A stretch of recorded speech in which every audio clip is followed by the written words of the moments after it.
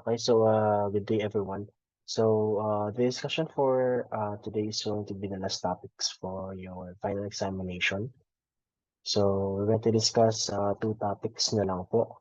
So meron tayong grading and reporting and the conduction of parent and teacher conferences. So dito, hindi siya katulad ng dati sa midterms and pre-finals natin na meron pa tayong assessment and computations. So we will now move on with wala na tayong computations dito sa last topics na. Okay? So to start with, good day everyone. So for the second to last topic, we have chapter 8, grading and reporting. So what is grading system and the reporting system natin? So pag sinabi kasi natin ang grading system, it is a system that the school has developed to guide how teachers assess and grade their students' work.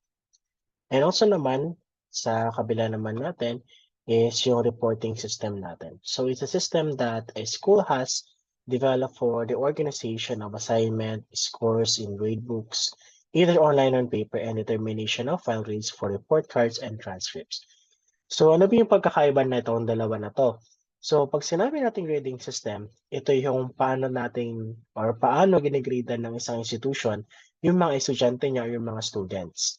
And reporting system man is paano inire-report or binibigay alam dun sa mga students natin or sa mga individuals na binigyan natin ng grade kung ano yung nakuha nilang grade. Okay? So sa isang kasi, nagkakaroon din tayo ng mga grade slips na nakikita natin. So, yung mga maliit na papel, so sa grade slips yon. And also, since meron tayong EduSuite ngayon, nakikita din natin online yung mga grades natin. So that is an example of a reporting system. Sa grading system naman, example niyan sa university natin is yung mga grades natin. So paano siya kino-compute? 40% sa written works, activities, 20% sa project, and then 40% sa examinations. So what is the aim of reading and reporting system? Ano ba yung pinaka-goal natin? So its main aim is to provide results in brief, understandable form for varied users. So ang pinaka-importante is maintindihan ng mga individuals natin kung paano sila ginigradean and ano ba yung ibig sabihin ng numerical value na yon. For example, may tayo ng grade na 1.75. Ano ba ibig sabihin ng 1.75 na yon? Paano ba siya na-compute? Ano bang equivalent nun sa percentage? Ang 1.75 pa, pumapasok pa siya sa 94, sa 92, 93, or ganon. So, measurement and assessment of learning are the first two steps in educational evaluation. Diba? Sa una natin, lagi natin ginagawa yung una, nag-assess tayo, nag-provide activities, exercises, and etc. And nagpo-provide din tayo ng measurement. Okay, paano ba natin mini-measure yung mga achievements ng mga students natin? Doon sa first two steps natin. Pero, ang terminal stages natin, sabihin hanggang saan tayo magtuturo, doon na tayo sa grading and reporting.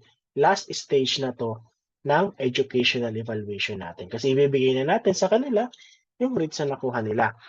So, of course, measurements are simply numerical aids which guide our decisions in the educative process. It is therefore very important that we also pay attention to the process of reviewing rates and reporting this to students, parents, and stakeholders in the system.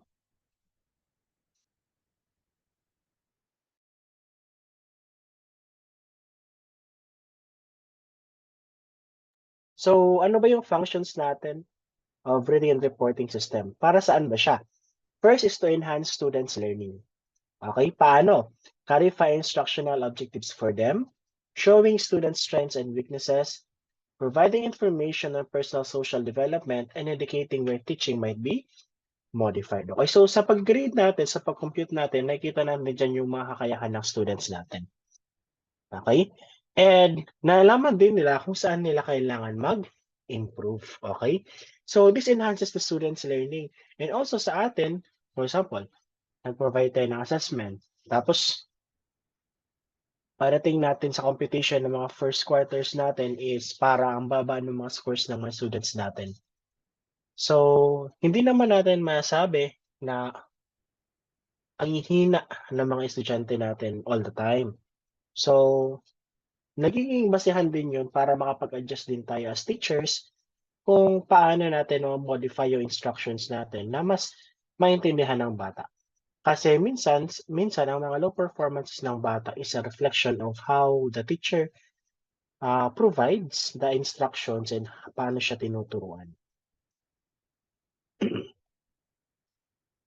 Letter B naman is reports to parents and guardians. Of course, written report system are also inform parents and guardians of students on the progress of the rewards. Okay, kaya nga nagpapa-eskwela ang mga parents natin para mapag-aral tayo, and also ang kailangan nilang makita as a proof na nakakapag-perform yung bata sa school nila is yung pagbigay ng grades ng mga teachers. Okay? It reflects the performances of their students. And administrative guidance and uses. So first, ang grade is basihan siya ng promotion. Okay? Pag sinabi natin promotion, it doesn't mean sa work. Okay?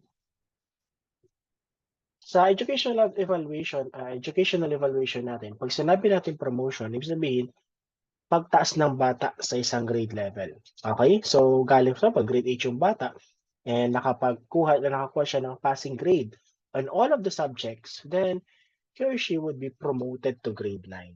Okay? Yun yung ibig sabihin ng promotion natin.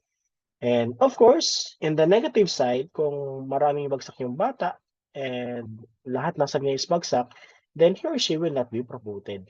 Okay? Also, graduation. Siyempre, meron tayong mga number of units na kailangan maipasa. So, for example, ang units natin na makukuha is like dapat estimate natin 100 units. So, dapat yung 100 units na yun is pasado siya lahat para makapag-provide na ka ng graduation. Kasi for example, di ba, kung ang requirement sa'yo as a student is 100 units and ang napasa mo lang is 97 units and yung 3 units mo subject is bumagsak siya, then you will be marked as incomplete. Okay? So, hindi ka ma-honor as a graduate kasi nga kulang yung passing grades mo dun sa number of units required para mabigyan ka ng graduation.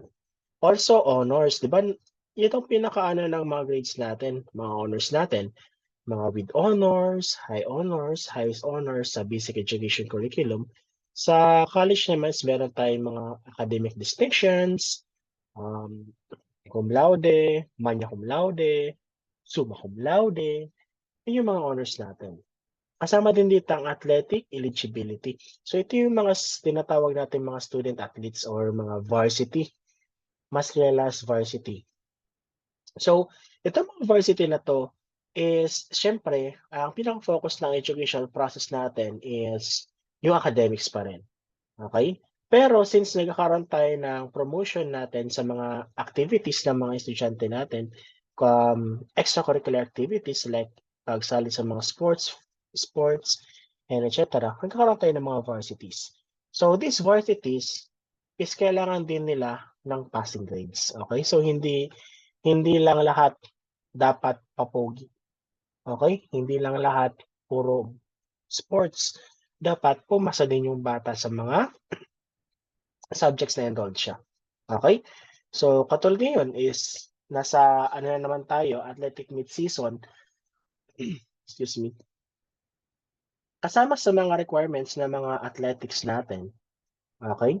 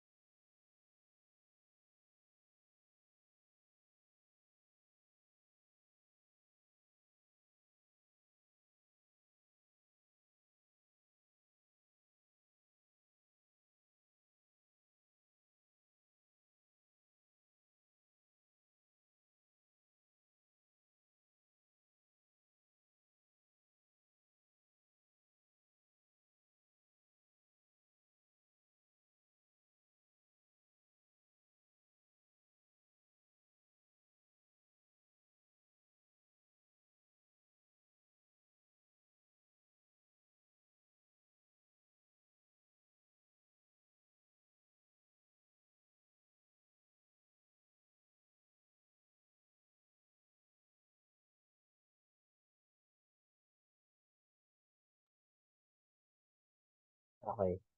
So, sorry. Malobot kasi yung laptop ko, kailangan ko i-charge.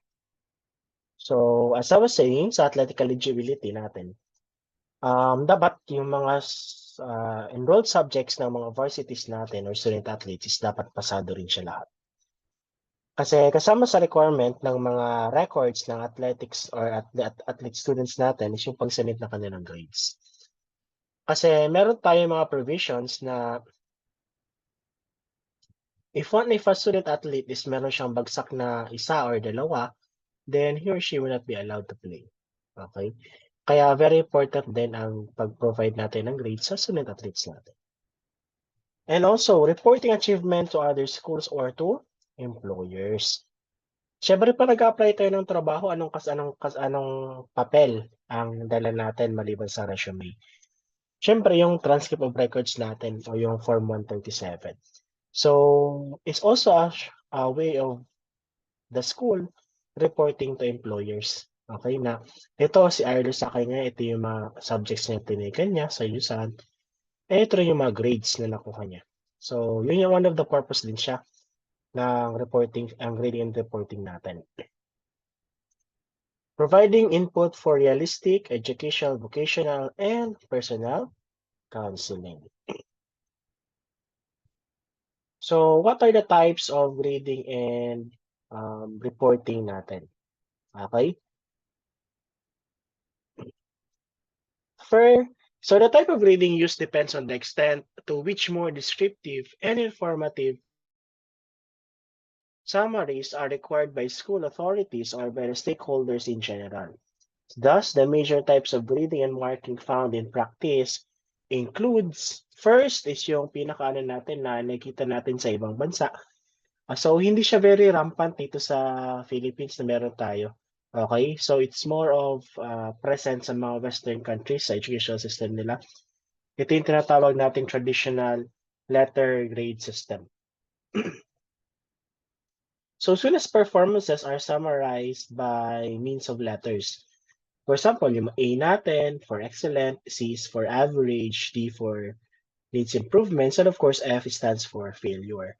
So, minsan nagkaroon tayo ng mga plus and minus. So, syempre, ang A, ang mas mataas sa kanya is A plus, ang mas mababa sa A is A minus. Okay? Parang ganun. Another one is yung pass and fail. So, ito yung nakikita natin dito sa Philippines, meron tayo social system natin. So it utilizes a dichotomous grade system. Either a student has compiled and reached certain standards, in which case he passes or failed to do so, and he gets a failing mark. So sa Philippines, ang pinakapasa natin na grade is 75. Any grade 75 and above is considered passed. Pero iba-iba lang yung descriptors niya. Kung nakakuha tayo ng 75 to 79, that's considered as failing satisfactory. Okay? Pag nakakuha tayo ng 80 to 84, that's satisfactory. 85 to 89, very satisfactory. 90 to 100, outstanding. Pero still, itong 75 to 100, they are considered as passed. Pero kapag bumaba ka sa 75, for example, 74, that's considered as failed grade. Okay, that did not meet the certain expectations doon sa kailangan mong gawin or as a requirement by the subject provided. And the third one naman natin is yung checklist of objectives. So in this system, the objectives of the course are enumerated after each objective. The student's level of achievement is indicated: outstanding, very good, good, fair, or poor. This is very detailed reporting system. So usually nakita to sa mga lower grades natin in which hindi pa naman sila binibigyan ng mga numerical grades. For example, sa mga bata, estudyante, sa mga preschool or toddlers, ito yung nakukuha nila. Okay? Merong mga checklist din na dapat ma-achieve yung estudyante, pero hindi sila ginigradean. Okay? Nilagyan lang sila doon ng mga levels of achievements na outstanding ba siya, very good ba siya, good, fair, or poor. Pero wala pa siya numerical representations. As part also of the reporting system natin, letters to parents or guardians are a very useful supplement to grades. However, they have limited value as sole report because they are very time-consuming to prepare. The accounts of weaknesses are often misinterpreted by parents and guardians, and they are characterized neither as systematic nor cumulative. So kasama rin sa reporting system natin is yung pagbibigay natin ng mga letters to parents. Yung kapag meron tayo na compute, tapos kailangan natin ipatawag yung parent ng estudyante. So yun, kasama yun dun. Okay? Kasi as much as possible, sabihin na natin na may estudyante kang very poor performance. So pabagsak pa lang siya, dapat saluhin mo na or saluhin mo na yung estudyante by having confidence with this parent and i-relay mo din yung mga performances niya sa parent. Kasi kapag nagpatawag ka ng parent kung kailan tapos na or bagsak na yung estudyante, doon nagkakaproblema. Okay? Kasi ang sasabihin nila niyan is, bakit ngayon mo lang ako pinatawag, sir, kung kailan bagsak na yung estudyante ko? Ano pa man ang magagawa namin? Okay? So parang ganun yung naging issue natin dito. So dapat, yung estudyante natin is pabagsak pa lang siya. Okay? So start pa lang siya on his or her poor performance, then doon na tayo magbigay ng letters. Okay? Kasama din sa reporting system ang tinatawag natin portfolios. Okay? So these portfolios are compilations of students' works. Okay, yung magawa ng estudyante. Bakit? Naging reporting system din siya sa parents. Kapag meron kang collection ng mga activities ng bata, mas madali sa yung mai-present kung bakit yun yung binigay mong grade. Okay? Bakit yun na-compute mo? Minsan ang mga estudyante, kapag wala silang compilations ng mga nagawa nila, is they will always say, ay sir, ginawa ko naman po yan, ginawa ko. In which, in the end, hindi naman talaga ginawa ng estudyante. So, mas maganda, as teachers, magkaroon tayo ng collection natin ng mga works nila. Okay, in forms of these portfolios. And of course, parent-teacher conference. So, ito yung pinakamagandang reporting system natin as educators, yung pagpapatawag ng mga parent para makakuha tayo ng mga feedbacks. Bakit ganito yung estudyante natin sa school? Ano ba yung ginagawa niya sa bahay? Nahihirapan ba siya sa bahay kaya hindi siya nakapasok? May problema ba? And etc. So how do we develop grading and reporting system? So grading and reporting system are guided by the functions to be served by such in the educative process. The system will probably be a compromise because of the host of factors to be considered in the preparation of such. The important things to note is that we should always keep achievement reports separate from effort expended. Okay? Ako, I do not grade efforts. Okay? Kasi ang kailangan natin is yung achievements ng bata. Nagawa ba niya or hindi? Okay? Yun lang yung dapat na tanong na masagot doon eh. Nagawa ba ng bata yung minimum requirement or hindi? Kasi kung nag-effort lang yung bata and still he or she is hindi niya na-reach yung pinaka-minimum standard, then that is considered as did not meet expectations. Okay? So wag tayong mag-grade lang masyadong sa effort kasi nagkakaroon din yan ng negative effect sa mga performance ng bata na they would just parang okay na sa kanila na for compliance na lang. Hindi sila mag-effort, nag-grade na, nagtatao man niya si sir sa grade sa effort, ano kaya yan? Okay? Ganun. So, nagkakaroon ng hindi magandang output yung mga students natin. So, grading and reporting system should be developed cooperatively between the parents, students, and school personnel in order to ensure development of a more adequate system. So, this grading and reporting system should be based on clear statements of learning objectives, consistent with school standards, based on adequate assessment, based on the right level of detail, and provide for parent-teacher conferences as needed. So assigning letter grades and computing grades. So grades assigned to students must include only, okay, tandaan ito ha, only achievements. It is very important to avoid the temptation to include effort for less able students because it is difficult to assess effort or potentials and it is difficult to distinguish ability from achievement. Okay? Ito, very important to avoid the temptation. Okay? Lumayo muna tayo sa tukso sa mga emosyon natin as teachers. Okay? Hindi ko naman sinasayang maging bato ang mga puso natin. Okay? Pero mahirap kasing isama yung effort natin sa gradings natin. Okay? Or may effort ng estudyante. Kasi even though they are less able students, you should believe that they can do better. Okay? All the students can do better even in the bare minimum requirement na pinapagawa mo, dapat magawa nila yan.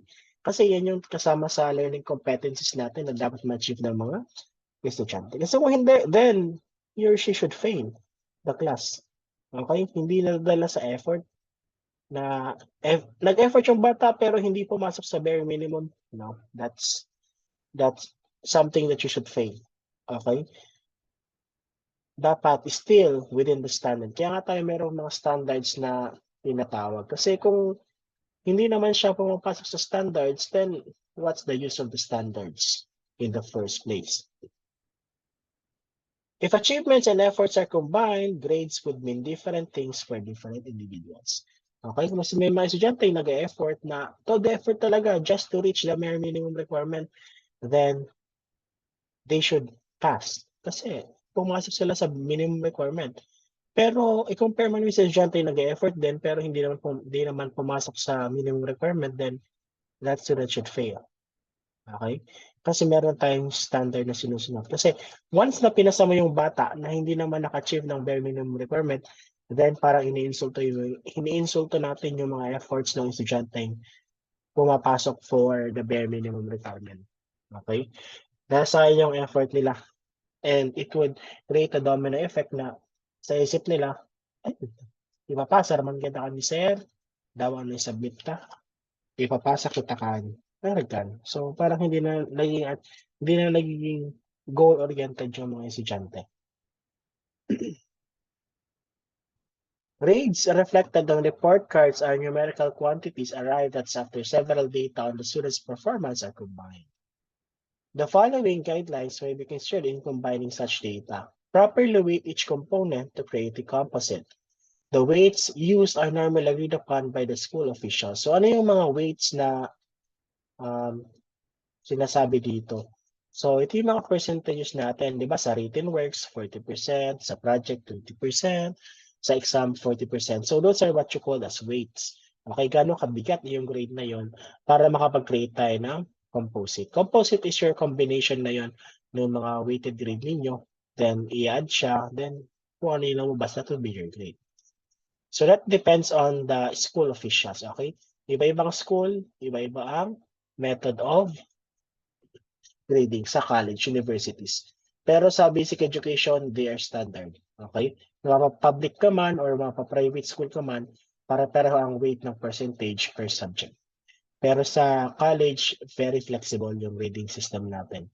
Kasi iba-iba yung programs and iba-iba yung focus ng mga universities on the performances of their students. So meron din tayong norm or criterion reference grading. So grades may reflect relative performances. For example, scores compared to other students. This is more commonly called as norm reference grading system. Na kapag kino-compare natin ang mga students natin, yung performance ng student A kay student B, that is called as norm reference. Okay? Katulad siya ng pagra-ranking natin. Okay? Nira-rank natin yung estudyante na sino yung first, second, third, fourth. That's norm reference. Kasi na-compare mo yung mga computed grades nila. Okay? On the other hand naman, pag sinabi natin criterion reference grading, is the student A versus your criteria. Okay? Hindi siya A versus B versus C. It's A versus criteria, B versus criteria, C versus criteria. Okay? Grade does not depend on what group you're in, but only on your own performance compared to a set of performance standards. So yun lang yung pinaka-idea nun. Pag sinabing norm reference is from student A versus student B. Kapag criterion reference naman natin is student versus a certain provided criteria. So finally, grades may also reflect learning ability or improvement performances. For example, score compared to learning potential or past performances in such grades are consistent with the standard-based system because now each child is his or her own standard. Reliably estimating learning ability is very difficult also. One cannot reliably measure change with classroom measures. Therefore, should only be used as a supplement na meron tayo. So, distribution of grades and guidelines for effective reading natin. So, how should grades be distributed? First, normal curve is defensible only when we have a large unselected group. So, normal curve natin is yung meron tayong skewedness from the left and the right. Masyadong marami yung bagsak na estudyante and masyadong marami yung pasadong estudyante. So, minsan, ina-adjust natin yung curve para mas may mahina tayo sa baba. Ang example niyan is that, for example, merong top student na ang grade niya dapat is 97. Okay? 97 yung ma-receive niya. And meron siyang isang kaklase na babagsak 74. Okay? So what can we do para pumasa yung batang 74 sa adjust natin? It's either, ang pwede mong gawin is i-retain na 97 yung top student mo and babagsak si last student. Or, babaan mo yung curve is gawin mong 95 si top student and papasok sa cut-off si last student na 75. Okay? So, kumbaga, yan yung tinatawag nating curving sa grading on the curve sa grades natin. Okay? So, I believe that this happens also sa mga board examinations na ako pinangarap ko noon na nung nag-board exam ako is that sana hindi masyadong mataas yung grade ng top notcher sa batch namin. Kasi usually kapag sobrang taas ng grade ng top notcher is maraming bumabagsak. Okay? Kasi tumataas yung curve grade. So, imbis na pumasa yung mga nasa baba is nakakat off sila kasi sobrang taas ng grade ng top notcher. Okay? So, kasama din yan sa grading on the curves na meron tayo. So, when grading on the curve, any pass-fail decision should be based on the absolute standard. So, standards and ranges should be understood and followed by all of the teachers. Okay, ano ba yung mga guidelines natin for effective reading? Describe grading procedures to students at the beginning of instruction. Always provide kung paano sila ginigradean. Okay, ano ba yung percentages ng ganitong exercises, ng examinations, projects, and etc. Para alam ng bata kung saan siya magpo-focus. Okay? Clarify that course grade will be based on achievement only. Okay, kung ano yung sinabit nyo, yun lang ang gradean po. Hindi yung kung ano yung sa tingin mong ginawa mo, kahit di mo naman sinabit, hindi mo siya gradean. Okay, achievements only. Also explain how other factors such as effort, work habits will be graded. So, pwede mo siyang isama sa grades natin. But always taking consideration the fairness sa adjustment ng grades natin. Okay? Always provide fairness sa pagbigay natin ng mga grades sa mga students natin.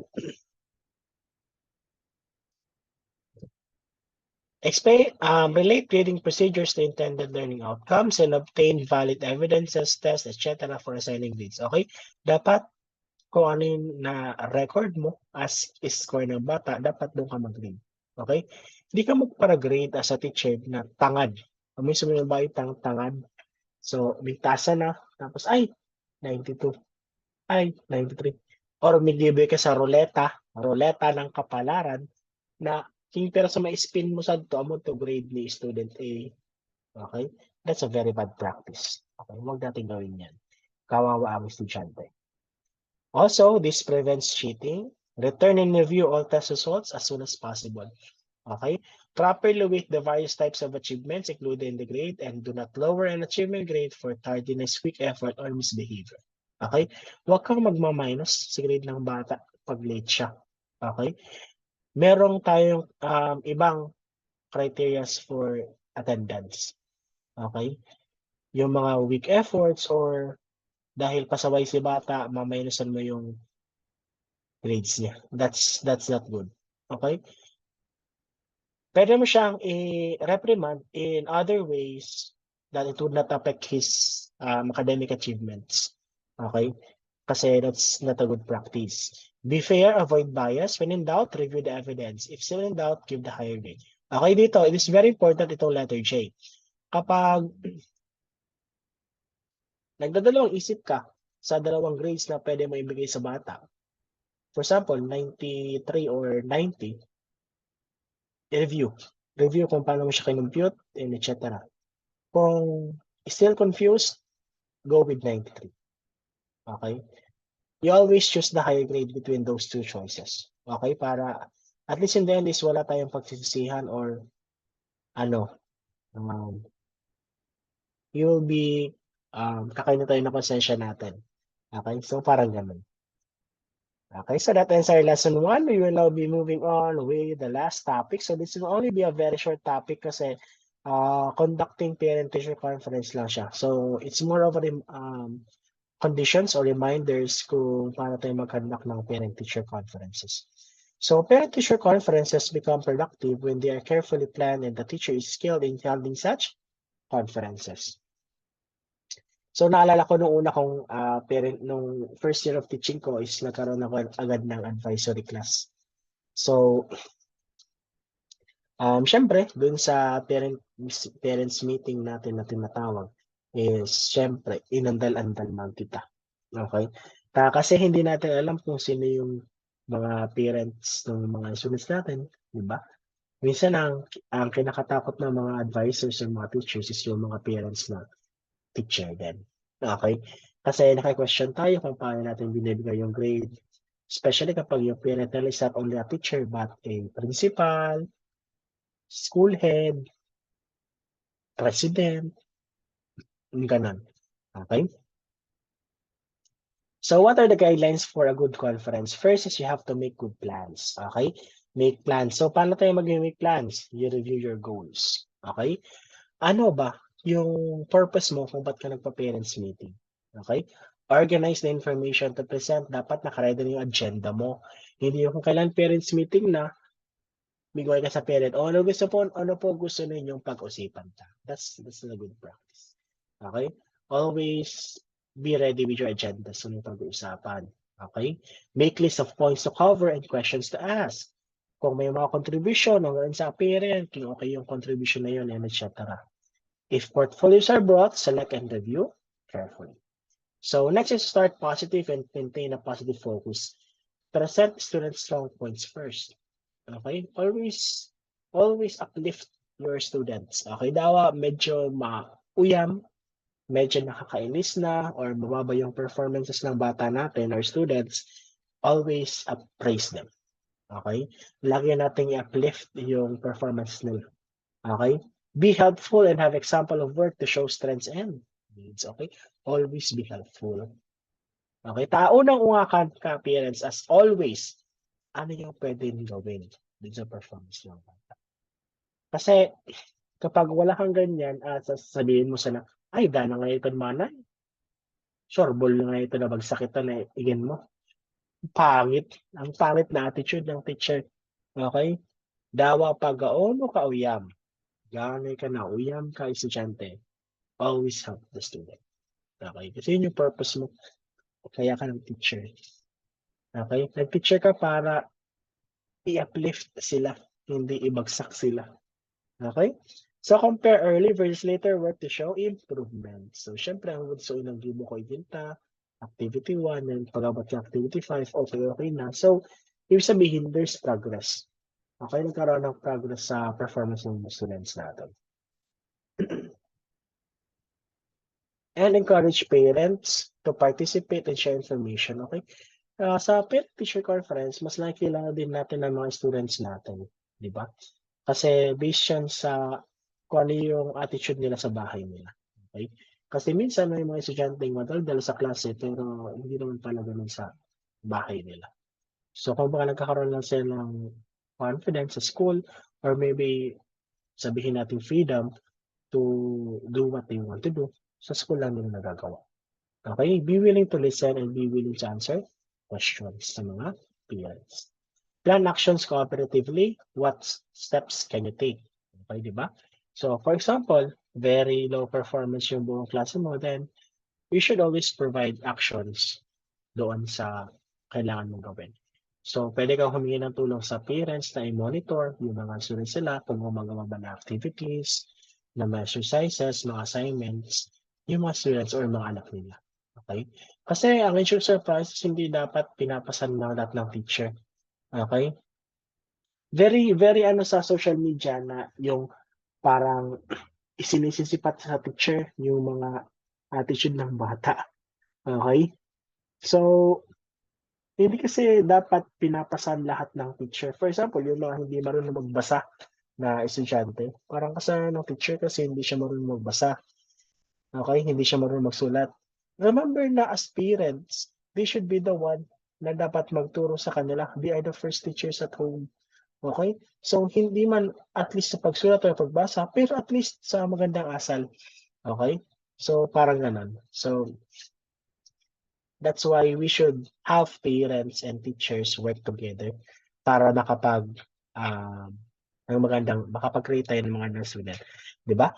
Sabi nga sa kasabihan natin, it takes a village to raise a child. Okay? So dapat cooperation siya between the parent and the teacher. And of course, end with positive comment. Should not be vague generality and should be true. Okay? Positive comment. Oh, thank you very much. Very well performing yung mga students natin. Keep it up. Niloko mo ang sarili mo. Okay? Dapat it should be true. Okay? Sabihin natin, ay, ayan, sige po, Perez, gagawan po natin yan ng paraan. Para mas maging performative yung mga students natin. Yun ang dapat. Hindi yung, di pa nga nagbubutig na ito, naamoy lang ma-achieve kayo si Jobs natin. No. Okay? And of course, use good human relation skills. Okay? Di pa kandalan makipag-usap sa mga parents kasi sila din lang naman ang makakatulong sa atin sa performances ng mga students natin. Okay? So that ends our conducting parent-teacher conference. There's nothing much. It's more of like how do we act in front of parents. Okay? So if you have no more questions, that ends the last two topics for PCK3. So I hope you will be ready with the examinations natin and the finals. So every question may be in multiple choice format. Okay? So advance congratulations for passing PCK3 assessment in learning. See you, if ever, in PCK5, that is assessment in learning 2. Goodbye, everyone.